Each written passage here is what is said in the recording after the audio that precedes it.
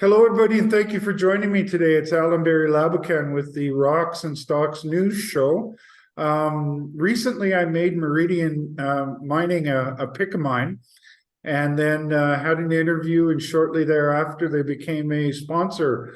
And I'm really glad to have them on because based on the preliminary economic assessment they've run on their project, I believe that they could have, well, they do have some of the top numbers in the grade, in the cost and in the internal rate of return, making it one of the best developers that I have on my list. So, and I think we're going to generate a lot of news to talk about. So, Gilbert, thank you very much for joining us again. Allan, thank you very much for inviting me. I say that we're very happy that we've brought on Rocks and Stocks as one of our tools communicating with our investment community. Well, that's great, Gilbert. So let's first start out with, you were recently at the London Metal Exchange conference, and you came away with some pretty good information about the copper space. Why don't you tell us some of your insights from that conference? Okay. So we traveled up to, it's very easy for us. It's a bus trip almost to London, and we were looking at what's the sentiment of the LME for us. It's copper, of course, copper gold. We're a copper gold producer, and it goes back a couple of weeks. Prior to LME, I was chatting with a few of the larger groups that trade commodities. And it's obvious that as we look at copper supply, we're going to see changes coming in, I think sort of slowly coming in from 2025 onwards. We've seen, certainly in some of the South Americans, particularly Chile, we're going to see I think what I can comfortably say, there's going to be a drop in the net copper units exported, but the dry metric tons, the DMTs, they're going to stay the same. So they're going to keep the volume of concentrate produced, just the grade of the volume of the copper within the concentrate is going to decrease.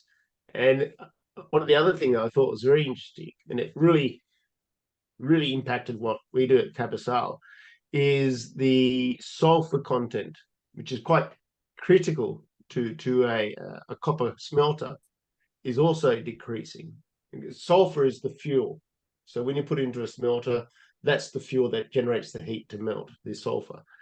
And we've got that very large copper mine coming on board from the Congo, Kimona, never pronounce it correctly. And that's a fantastically high-grade copper concentrate. It's like 50% copper concentrate coming out of the Congo there. But the sulfur content is 16%. It's terrible. So what we're seeing is a lot of the smelter groups are very interested in sulfur, be it from refractory gold. They're buying refractory gold. But what we've always done at Capex is we have a flow sheet where we produce gold doré and a copper gold silver concentrate, and we tailored it to be like perfect for a smelter, 32% sulfur, by suppressing the pyrite and the pyrite, the sulfur. And now what we can do is we can go to a smelter with the Capex project. You know, of course, we've always got to say, subsequent to any financial studies and technical studies to prove it's commercial.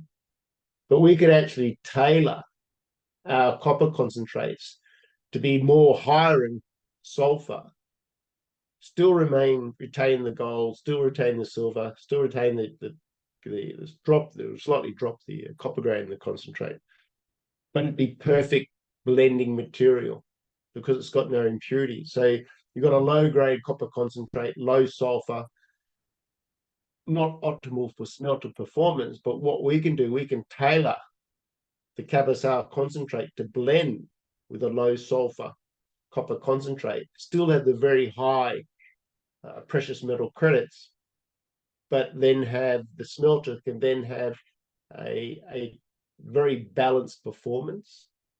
So a lot of these guys, what they're doing is they're buying these low-grade copper concentrates, low sulfur. They can't find the high-grade, high percentage sulfur concentrates to blend. So to find the sulfur, they're buying or trading refractory gold where they can find it.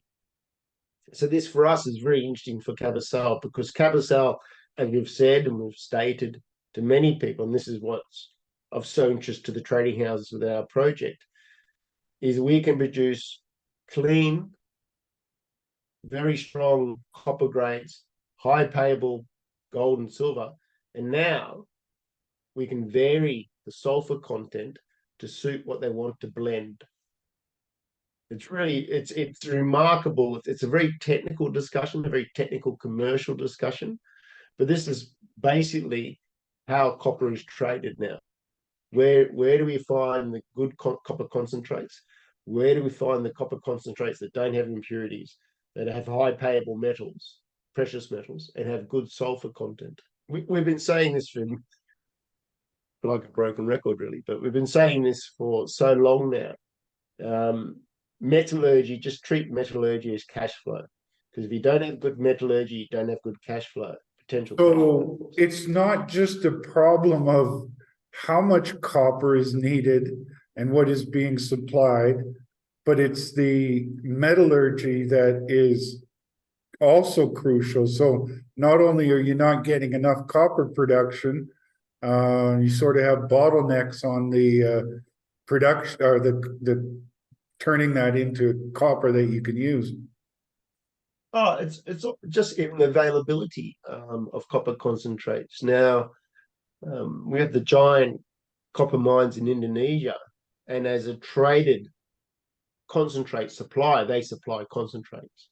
In 25, 26, when that big smelter comes on board in Indonesia, all of a sudden, that quite significant volume of concentrate comes out of the market. There's no concentrate that's not being traded.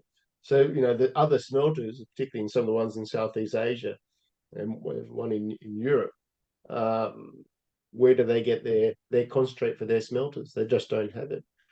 Another problem in the again, which was good to discuss, and we knew this problem, was a lot of the larger porphyries now in some of the IOC, iron oxide copper gold deposits, they have increasing levels of fluorine, the mineral fluorine in their concentrates.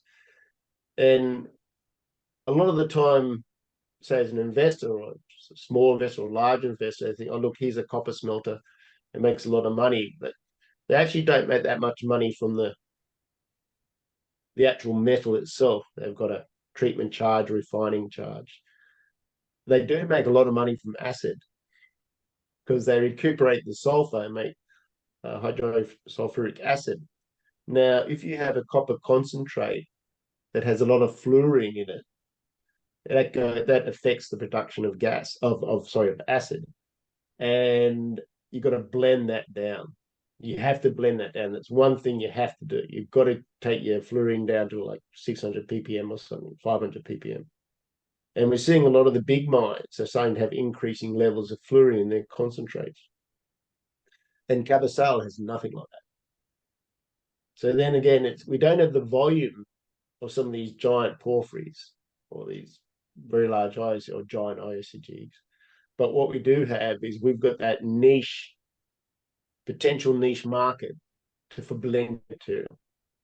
So that it's all about achieving optimization in the smelter, in the recovery of the metals, and the production of acid. And that's really where we've got our niche now for Capex, is that future blending material. Speaking of Capex and your Santa Elena project, are part of the main project. What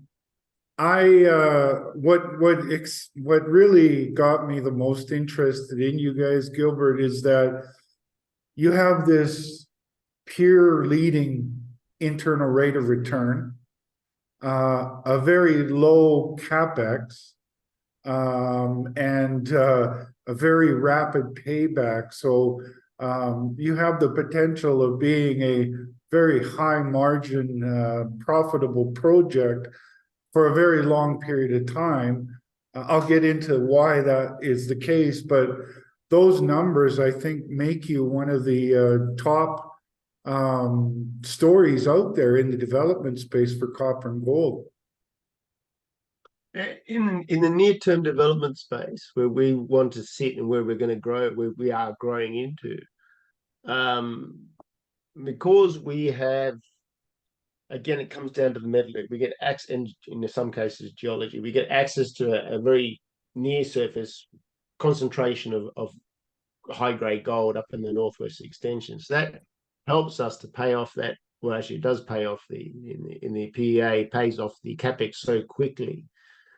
But then because the ore is so soft, it's so homogeneous, we have very easy flotation mechanics. We don't need a massively complicated mill and flow sheet to produce the metals to go forth and commercialize them.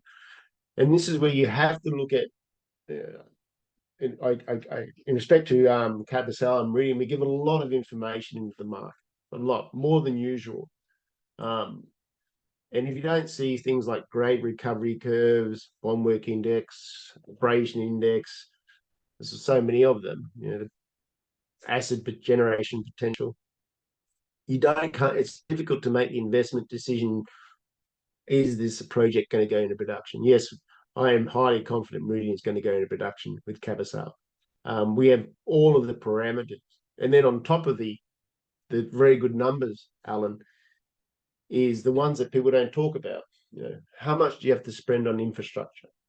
Well, because we're a brownfield, a lot of the infrastructure is already there. We don't have permitting issues on putting power lines into the site. We have 2 easements already existing.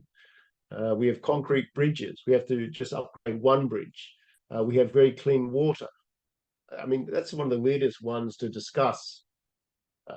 Say if you're out, I'll perhaps say in Ministerius or another location, say Western Australia, you tend to deal with very saline waters, which can affect the chemistry of how you float the metals. In Canada, my Canadian colleagues never really have to think about this because they've got oodles and oodles of fresh, clean water. But access to water, access to clean, non-saline water is actually quite critical to your flotation and your metal recoveries. And, we don't have large line takes or anything like this to control the pH. So all of these little increments, low strip ratio, shallow gold, very free floating copper, gold, silver mineralization, not having the need to fine grind the mineralization to extract the metals. It's so very few projects when you have all these very positive attributes come together in one deposit or in one belt, and this is what we've got at Capex. Yeah, and with an IRR of 50-some%, and the Capex is another real eye-opener for me because, most mines these days you're talking in the billions to develop them, and you're talking about around a couple $100 million to develop it. So not only do you have this high IRR, you got the low Capex, which means that you could pay back that Capex in a very short period of time. Absolutely. Yet that low Capex figure is very representative of the cost of equipment that's made in Brazil. So it's very cost effective. And again, our Capex intensities are comparable to the other mines that are out there in Brazil. But we don't need, because the flow sheets, the characteristics of the mineralization, we don't need a complicated plant to extract the metals. Now, there's something else in this discussion, Allan, which I think is very interesting, and I've said this to a few groups now. If you want to, say, a small investor or a large institutional investor, one of the questions that gets asked is, can you deploy your capital? Can you invest capital, get permits in a time frame that represents an ability for us to get a return of our investment? Now, in Canada, one of the pillars of the mining industry for centuries, I would say that now to get a mine permitted in Canada, it's blown out to maybe 15 years. There was an article from Western Australia where a mining guy was saying because of the local politics, the time frame to get a mine permitted in Western Australia has gone from 2 to 4 years.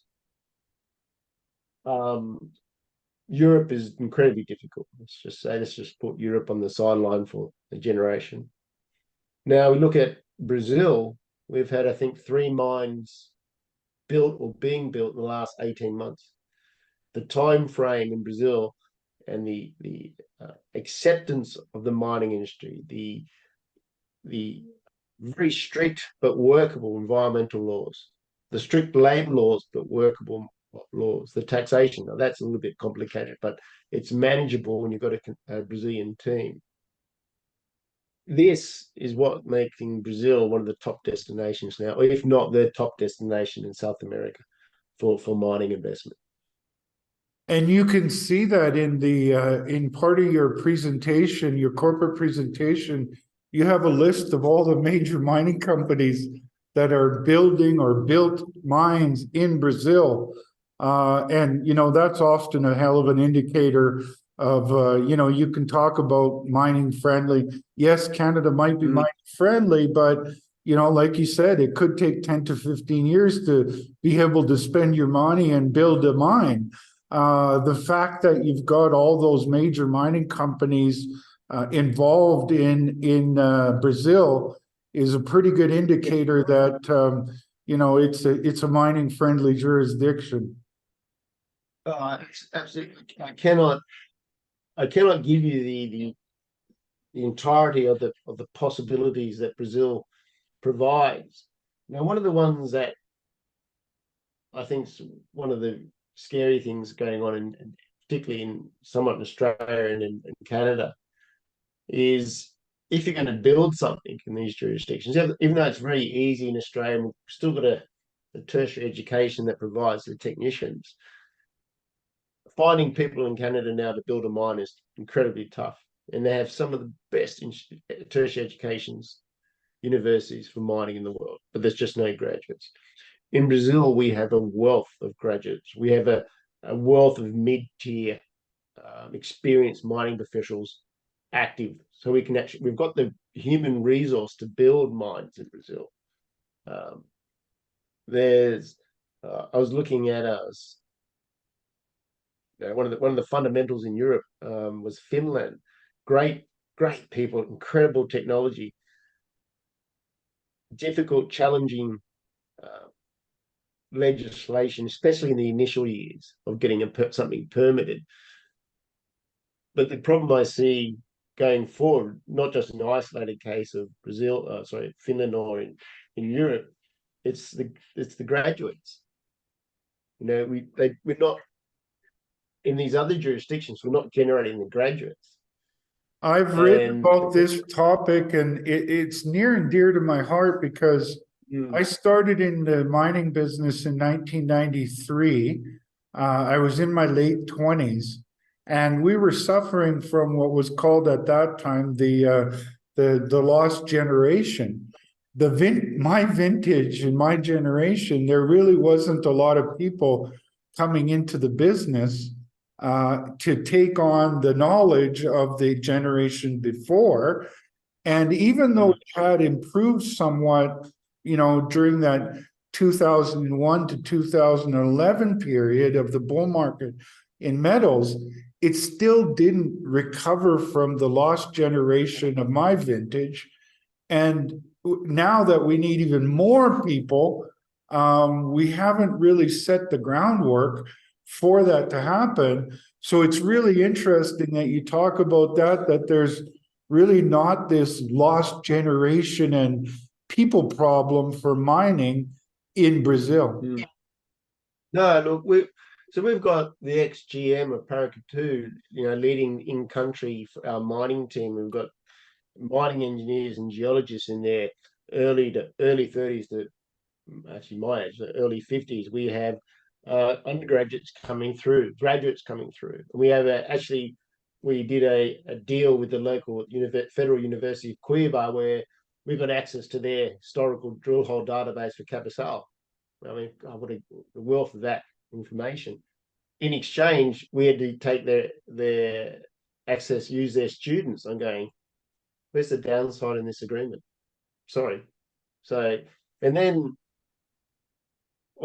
I think we've got to look at the overall picture of how the mining industry evolved and how we take that history and how I'm applying that to Capital. It's in the market sense, it's got no value. People go, well, why are you doing this? We don't see a day trade in this, but it actually creates fundamental growth in taking the project forward. And I'll give you an analogy. When they discovered Sudbury, the giant nickel sulfide deposits, a couple of years after, they had a royal commission to say in Canada, how big is this? What are we going to do with it, and how are we going to grow with it? And they incentivized tertiary educations to advance geophysics, metallurgy, and so forth. And that's how you grew that giant deposit, through tertiary interaction. And that's what we're doing in Capital, but at a smaller stage. And our shareholders go, well, does that benefit us? Absolutely, because we have people wanting to join our company, so we can actually then have select the best of Brazil to work on this project. Wow. Maybe in 20 years' time, they'll have a royal commission in Canada to ask why the mining industry has disappeared, and it's just going to look back to their legislation. And people, much it's a people problem too. We have some of the best. I think we've got some of the most astute mining investors on the TSX. They are sharp people, and what we've been able to draw on is taking that public market, the possibilities of the TSX public markets, and then apply to it a project that's not been seen in 100 years. And this is why we've got such a tight shareholding. The markets are terrible. Look, I can't do much. We timed our raising very well. We can control the communication. We can control the progress of the project, deploy the capital correctly. But this is the opportunity today. You go through and you pick your stocks you think are going to become real assets. And this is what we're representing Meridian to be, a true hard asset development company. And that is very unusual. Not only what impresses me about your project is the numbers as a developer in relative to your peers. It's really hard to find a project these days that is even over 20% IRR. When you're getting close to 60% with a low Capex, it's kind of unheard of in a long time. But what also excites me is I spent a fair bit of my career in volcanogenic type projects. A lot of it was in diamonds and also VMS projects. And one of the places that I had some initial experience in VMS was in the Iberian Pyrite belt of Spain and Portugal. And I'm really excited, and not just about your numbers, but also your potential of having an entire belt of VMS deposits that are copper gold rich and have an overprint of high grade or very good grades of gold coming into that VMS system. And ultimately, how I know that these volcanogenic events happen in clusters. And that's the case in the Iberian Pyrite Belt. That's the case when you come to diamond deposits, where you find one volcanogenic event, you find many others. So not only do you have Cabeçal as a cornerstone, Santa Helena is quickly becoming an exciting story. But then I look at the rest of your belt and I see a lot of geophysical anomalies that excite me, and with geochem that also is pointing towards finding an entire belt of VMS deposits. So that makes your company quite unique as well. Yeah, it's when we look at the other belts around the world, VMS belts, typically they've been there, known in the public markets for hundreds of years, 100, 150 years, whatever. And they've been divvied up. And where we're different is because those belts, other belts, have been in historical production and exploration for decades, their data, their public results have gone through the paper and then into the numeric age. So everything was digitized and numeric. You can see it on the internet. And what happened with Cabeçal is Cabeçal went from paper in 1980, 1989, 1991. It was still mostly paper. Nothing was in numeric. The internet was in its infancy. But then nothing was converted or published of any material size or data until we published it in 2021. So this has enabled us to keep this belt together. And now we've got the central hub of Cabeçal, which we believe is a very strong candidate for a standalone long-term production asset. And then we've got C2C, which is a gold and silver discovery some 2 kilometers away. Then we've got other deposits, and then we've got the next one, which is a Saint Helena. But again, my investors, you've got to come back to my thinking, which was from actual production and then into private equity, was don't take risk with capital. So then we look at Saint Helena, had 10,000 meters of drilling. We knew they had just drilled sulfide, not the feeder. We knew there was a gold system over there, never printed. So we're just drilling out very low risk, but incredibly exciting results. Now, Saint Helena might be X tonnage, it might be 3x, 10x, 20x, I don't know yet. But when we started, we had 1,000 meters of massive sulfide. And now we've got, I think we published about 2.6 kilometers of prospective units now. And that structure, that Saint Helena deposit, it doesn't have to carry the economics of a standalone mill because Cabeçal is already standalone. So you're just going to truck that up 8 kilometers. So then what that does, because it doesn't carry that additional Capex, the life of mine cutoff changes. So you've got a different cutoff grade. You're just doing a pit optimization. You look at your metallurgy, payables, transport costs to Cabeçal. It doesn't go through the same stringent economic assessment that Cabeçal had to go through to justify that it could pay for a standalone mill. So it's got different economics.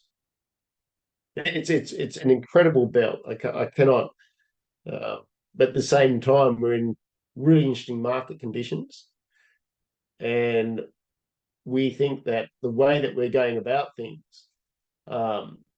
we can't control the market, but certainly the way we're going about things in the deployment of our shareholders' capital is to come to the point where we'll be the next near-term producer for copper gold concentrates in Brazil, which is not an exciting thing because there's copper mines being built here quite often.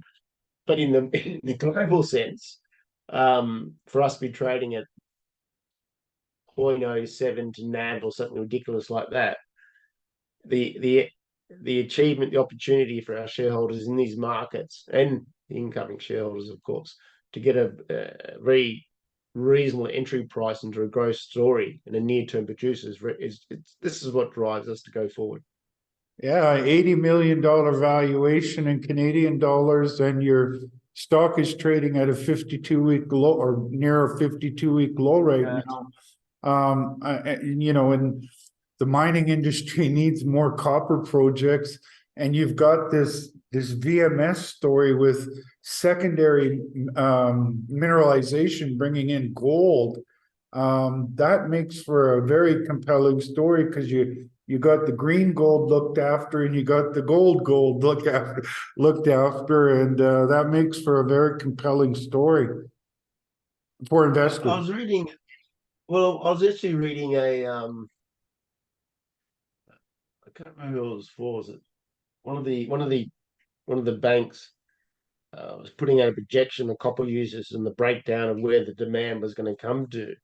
And what I found interesting on that was when we looked at the demand for electrification and so forth, that I think they only accounted for something like 11% of future demand, like industrial demand, white good demand, infrastructure demand,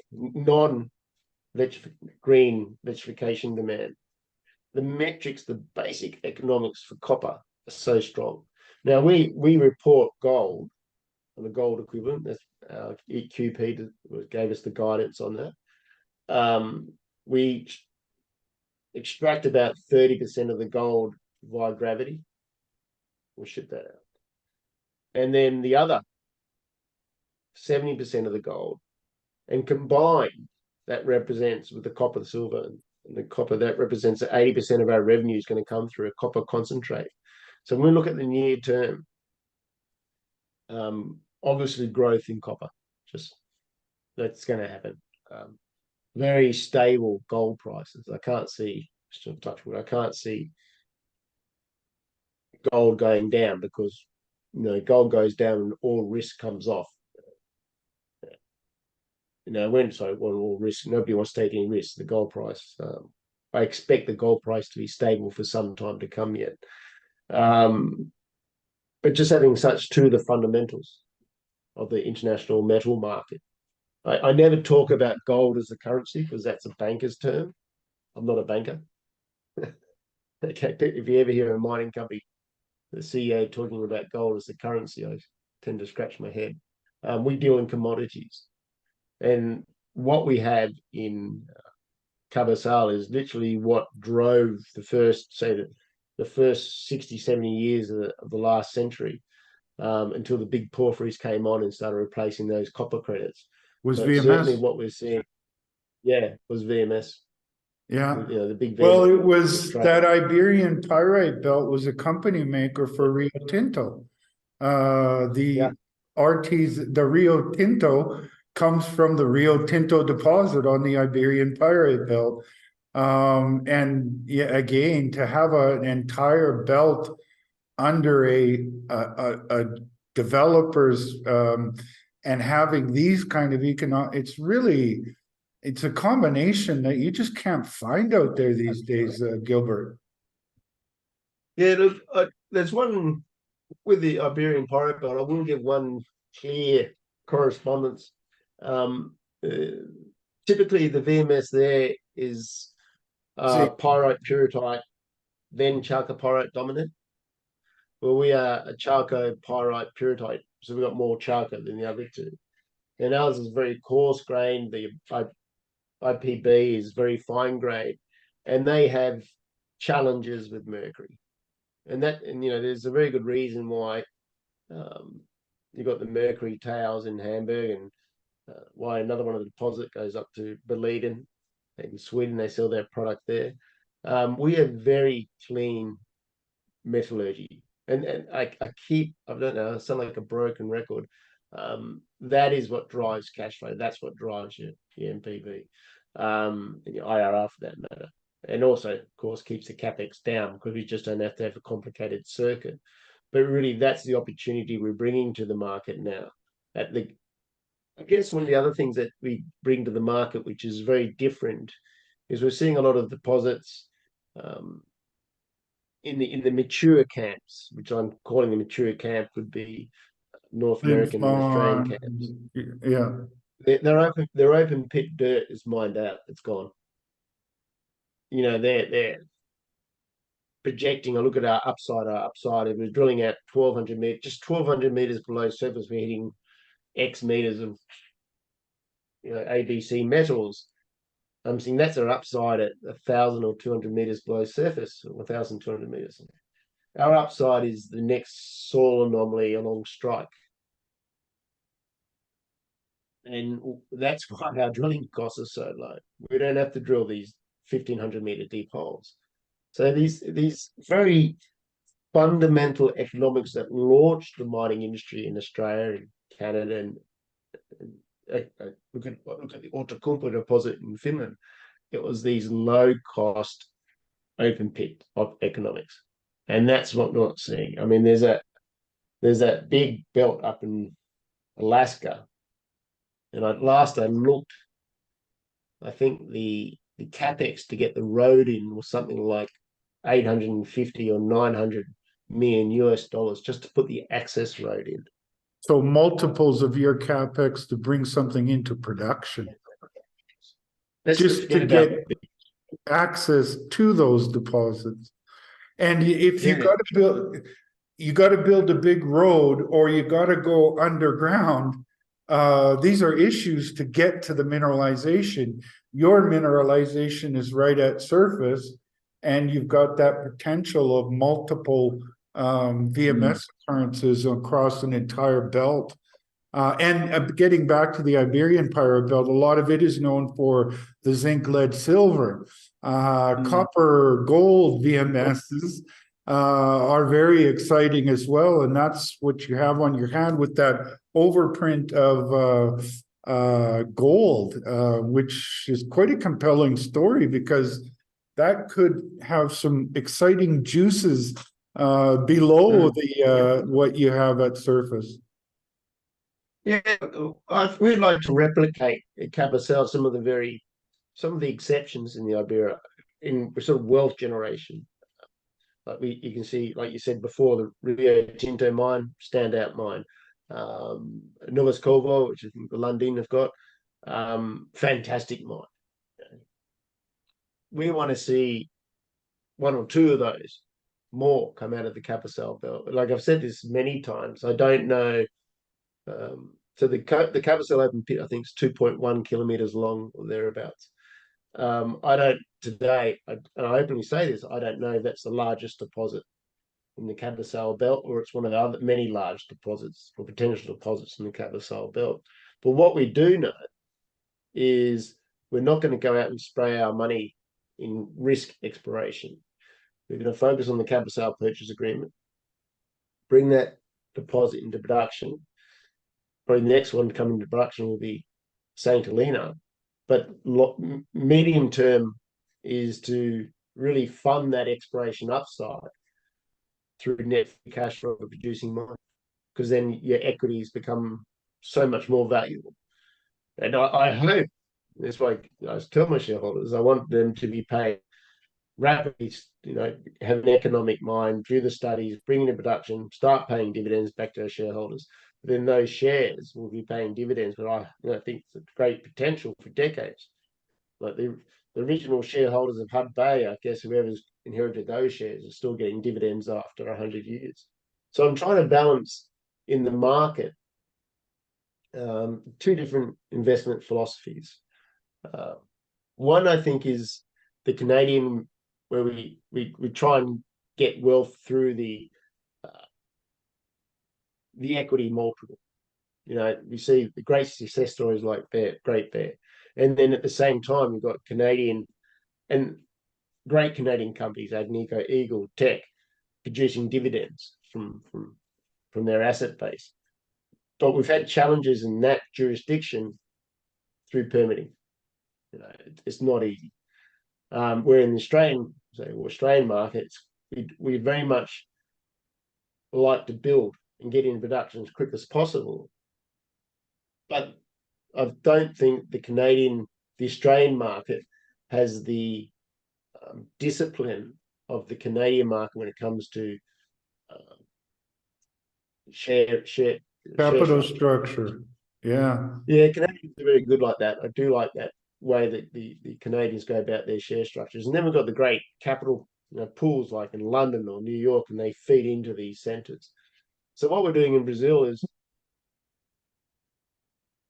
using that very flexible and workable legislative structures in a brownfields restart. populating the company with mine builders in Brazil, and then take that philosophy of Australia, let's build it, but then do it with the discipline of the Canadian capital markets. Well, I look at things in a whole, and I see in Meridian that you've got this, this developer story well moving forward, with the exploration potential moving forward. And collectively, this makes for an opportunity to create a mining company kind of in the old-fashioned way, where you build and you use that money to then grow your reserves and your resources going forward. And I've heard you say this before, that you're talking about something that you think will be a generational project. And I'm seeing all the hallmarks of that in whether I look at it from a development stage or a exploration potential stage.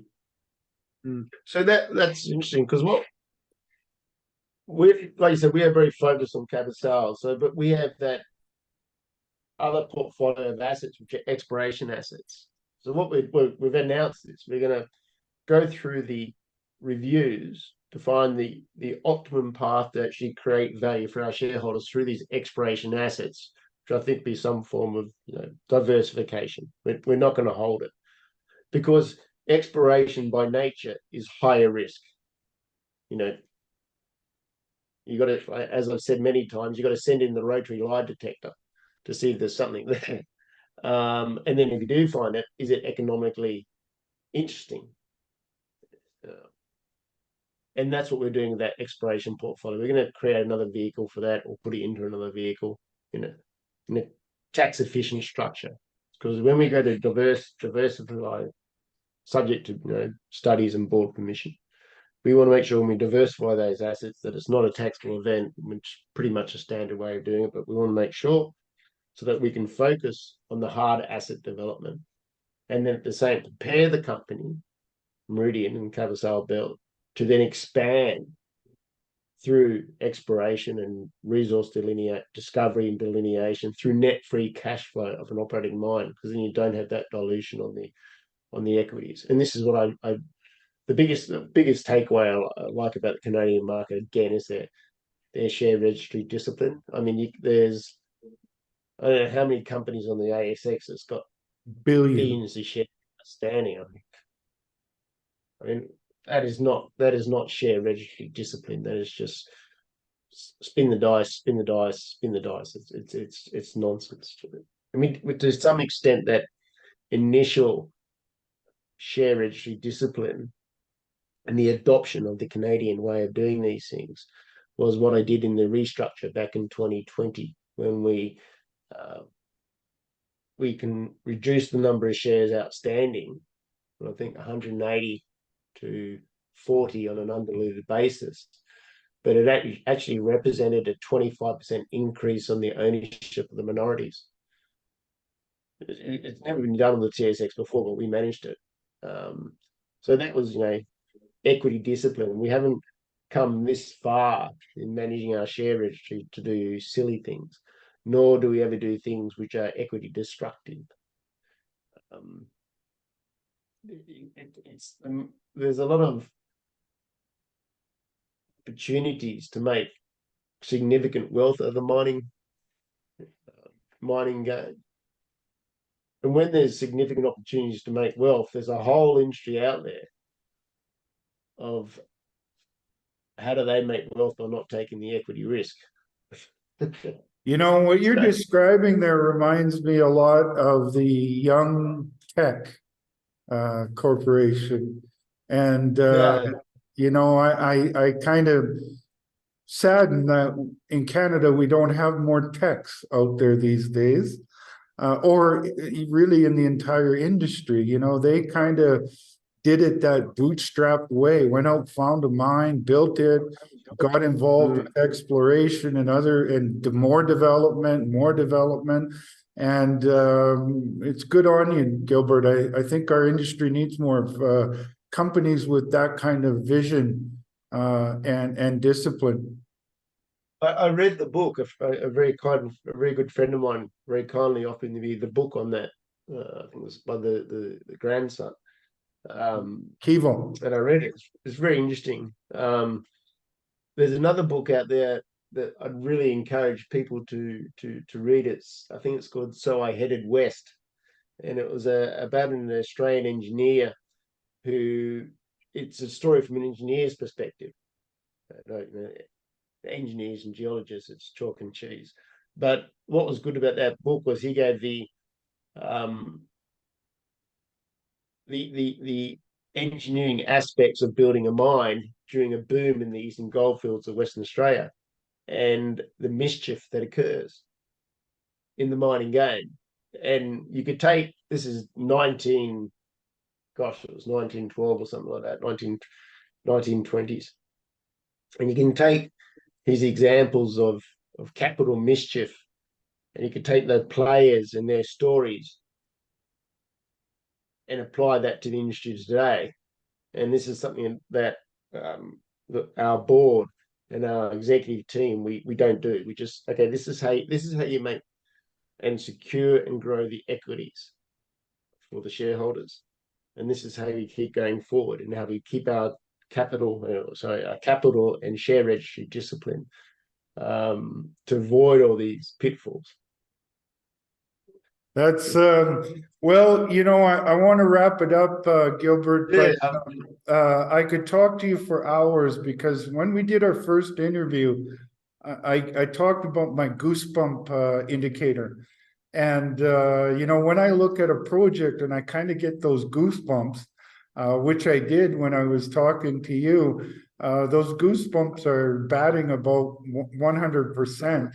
And in your case, the goosebumps are generated by what I think is a mine of the future that's not too far into the future, with a pretty hell of a good bottom line.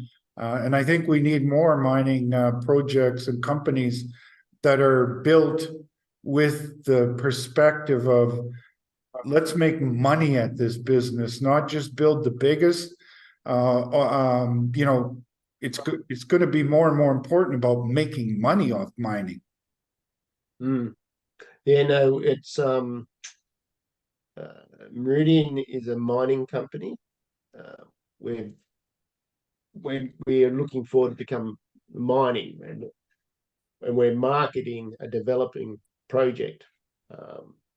We're not marketing a promotion. We're marketing what we think is a near-term mine and not a promotion. That's the difference that we'll have in our company. And it's the difference of what the companies I invite to be sponsors of my shows. After 30 years in this business, one of the big things I'm always trying to differentiate is the company trying to mine the public or find and build a mine? And that the ones that are trying to find and build a mine are the ones that I invite to be sponsors. That's why I invited you, and I'm very glad I did, because what I see is when I get companies like that, I can consistently keep telling the story as they evolve, because they have this great news flow. And that's what I like sinking my teeth into, Gilbert. And that's exactly what I think you guys are. No, thanks, Allan. And we're very happy with your sponsor and spending the time today having a bit of a chat about the industry, and specifically what Meridian's doing with Capex. Awesome. I'm going to wrap it up, Gilbert. We can have a talk at the other end. Okay. Thanks, Allan. So there you go, folks. Meridian Mining is a undiscovered gem. And why I say that is that they have these exceptional internal rate of return, very low capex, and very quick payback, which makes them exciting on a development front. They're also a VMS story, which makes it have great exploration potential. Gilbert was talking about the great aspects of trying to build a mine in Brazil. And when you take all of these things into consideration, I'm always on the hunt for companies to talk about. these kind of stories are very hard to find these days. They used to exist many decades ago, but these days, this kind of a story is very hard to find. I'm really glad to have them as a sponsor because we'll be able to do a lot of these interviews because I see a lot of great news flow ahead for the company. And I don't think it's going to be long before this undiscovered gem becomes more discovered by more retail and more institutional investors out there looking for great development and exploration stories. So on that note, as always, it's important for you to do your homework, speak with your financial advisors. I think you should do part of that homework is these interviews. Then go to the company's website, check out their corporate presentations. And Gilbert kind of threw a bit of a challenge out there to other companies that are in their peer group, in that he talked about all the data that they put out. Not all companies do that. And I think that also sets them apart. So go to their website and check out all that data. And I think you'll be very impressed, like I am, in the company. On that note, have a great day, and we'll talk to you soon.